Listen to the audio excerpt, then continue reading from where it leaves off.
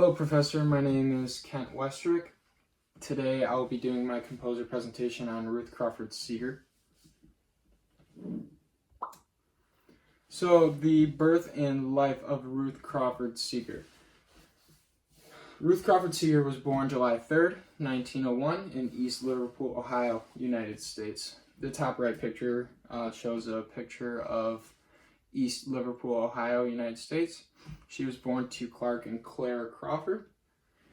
Ruth eventually died in 1953 in Chevy Chase, Maryland.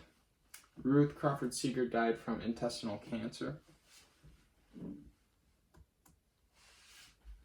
So for Ruth's family life, Ruth Crawford was born to itinerant Methodist priest and his wife, one older sibling, Mike Crawford. Ruth eventually married Charles Seeger in 1932. Together, Ruth and Charles had 5 children. The children include Mike, Peggy, Barbara, Penny, and Peter. Peter was a stepchild, and the rest of the children were born to Ruth and Charles. Now for Dio is just an interesting fact about Ruth and her family life and her children. Dio is actually what her children called Ruth while they were growing up. Her children who called her Dio had little knowledge of their mother's former life as a beacon of American ultramodernism. And one daughter, Peggy, once said that Dio, the composer, virtually did not exist while she was growing up. So they didn't really see anything that she did, and they just really saw the influence that she had on American folk music. Following that, we have education. Ruth's education began in 1914 after high school in Jacksonville, Florida. Upon graduating high school, Crawford entered Foster School of Musical Arts, studying piano. The Foster School relocated to Miami, and Crawford enrolled in the American Conservatory of Music in Chicago. There, she originally planned to just take a 1-year teaching certificate in piano, but she eventually stayed till 1929. And while she stayed till 1929, she studied composition and theory with Adolf Wedig. And then Wedig encouraged her efforts with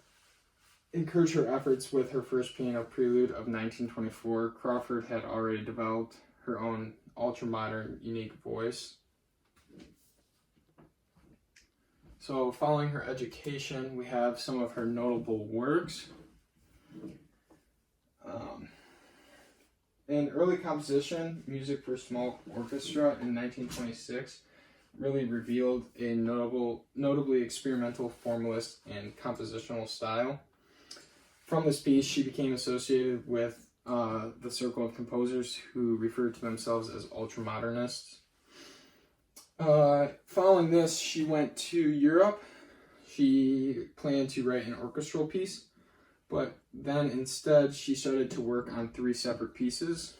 The 3 pieces include 3 Chants, which was in 1930 for women's chorus, 3 Songs to Poems of Carl Sandburg, that was 1930 to 32, and what is now considered her greatest and most influential work, a 4-movement string quartet.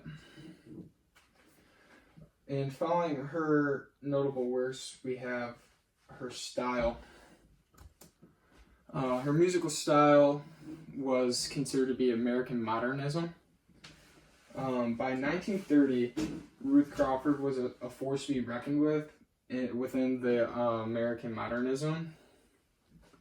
Stylistically, her work stood out with its uncompromising use of dissonance.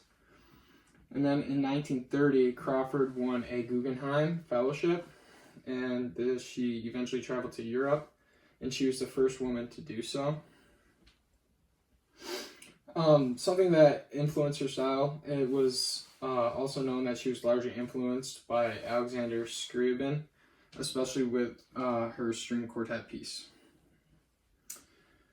Critics remarked that Crawford could sling dissonance like a man. She was recognized early on as a woman composer who did not fit the sentimental stereotypes associated with the standard profile.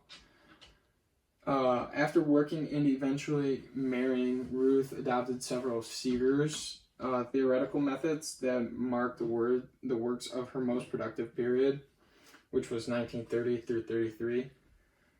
But however, her composing comes to a virtual standstill after 1934. With all that being said, she still goes on to be one of the most influential composers in American folk.